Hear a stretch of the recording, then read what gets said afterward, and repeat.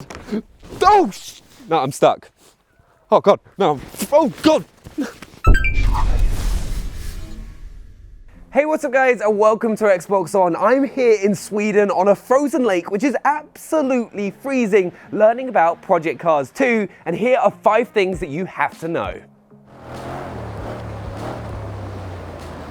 Now, the first thing that I'm going to be touching on is something that you're going to absolutely love, and that's a whole new range of driving experiences that you're going to have in Project Cars 2. Project Cars 2 is great at giving you the best and most realistic driving experience possible, whether that's on one of your favorite racetracks or if you're like me and keep going off-road because you just can't stay on the track. In Project Cars 2, Slightly Mad Studios has focused on giving us a huge range of new surfaces to race on that will affect how your car handles and aims to be exactly the same as if you were doing it in real life. So before we got on the game, we had a spin on the ice to learn how the car drives and handles Top Gear style.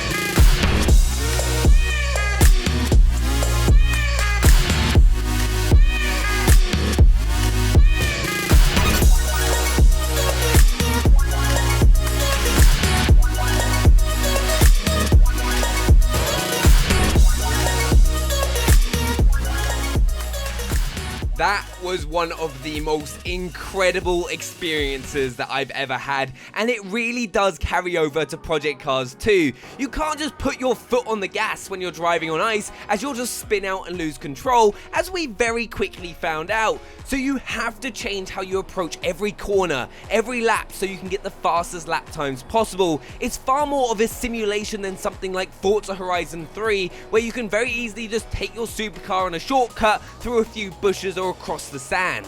And as I said earlier, Slightly Mad Studios have done this with a huge range of different surfaces, including mud and dirt as well as ice. And another really cool thing is that you'll be able to drive on the exact same tracks that we did in Sweden in the game. It's an awesome new addition to Project Cars 2, which you'll absolutely love, and just make sure you keep on playing until you can handle a car perfectly on the ice as well as the road. Now, the next thing that you're going to want to be getting really excited about is something Slightly Mad Studios is calling Anytime, Anywhere. Now, what got me excited about this feature is the fact that every time you race, it can be completely different to your previous race, because the time of year could be different. You could be racing in winter instead of summer, which will make the track icier, so you can't go as fast around that corner. But what helps make Project Cars 2 so immersive is the fact that the entire backdrop is constantly changing to fit the conditions. On Fuji, for example, if it's winter, there's a lot more snow on the mountaintop, which just helps create this real-life racing simulator that Project Cars 2 is trying to create, compared to Forza Motorsport 5, for example, which is an extremely fun racing game, but a little bit more arcade-like, and doesn't go into this ridiculous level of real-life detail that Project Cars 2 goes into. Every track also has localized weather, meaning that one part of the track could be raining and then the other side could be in the sun, just like you could have in real life races. Not only that, but if it's raining heavily, puddles will start to form on the track in the exact same place that they would on the real life track. The grass will start to get a little bit more muddier, and all this just helps create this racing simulation that no other game can currently match. And with help from professional racing drivers Nicholas Hamilton and Ben Collins, aka the stick from Top Gear, everything is just getting tuned to perfection. One of the things I loved about the first Project Cars is that you had access to everything the second you hopped on the game, and that's no different in Project Cars 2. How often do you hop onto a game super excited to try something out, whether that's the car on the front cover or to try out a certain track, but you find out that you have to get lucky on a wheel spin in Forza Horizon, or have to spend a billion credits that you just sadly haven't had the time to earn yet? However, with Project Cars 2, there's something Slightly Mad Studios are calling full spectrum racing, where the second you have the game, you have access access to absolutely everything. Every car, every race, every career mode, every racing condition, everything that you could possibly want to do with the game, you can do the very second you put the disc into your console. You also get a huge amount of ways to experience racing in Project Cars 2 through a load of different camera views, including one which we've not seen in any racing game before. Not Formula 1, not Forza, but is something that I absolutely love, and that's helmet cam, which allows you to feel like that you're in the driving seat and you get to have the same experience as you would if you were driving the car in real life. Your vision is narrowed, the sides are a little bit blurred, but make sure that you give it a go. It's so much fun. Now, one thing that Slightly Mad Studios has really focused on with Project Cars 2 is making it accessible to everyone. Whether you're a beginner at racing games or you're a seasoned veteran, the game can be what you want it to be.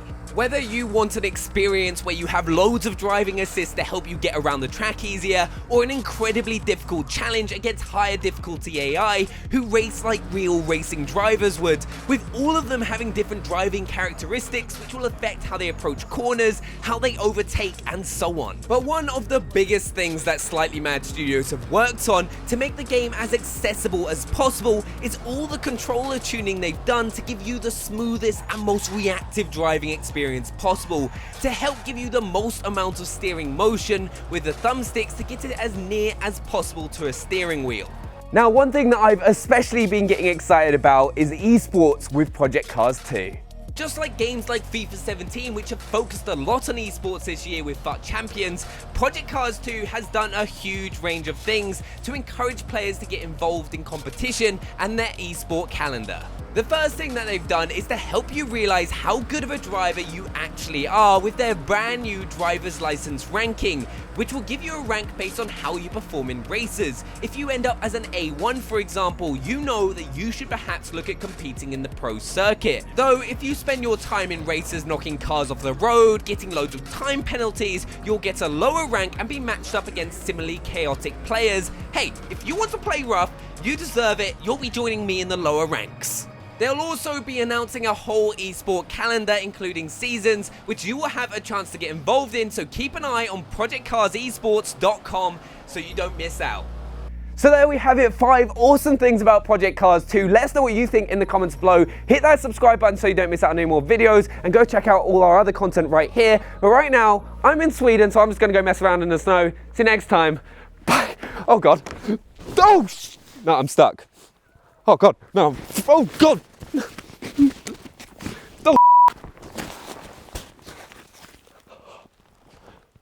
Oh. Inside. Yep, definitely wrong shoes. I didn't realize I'd sink.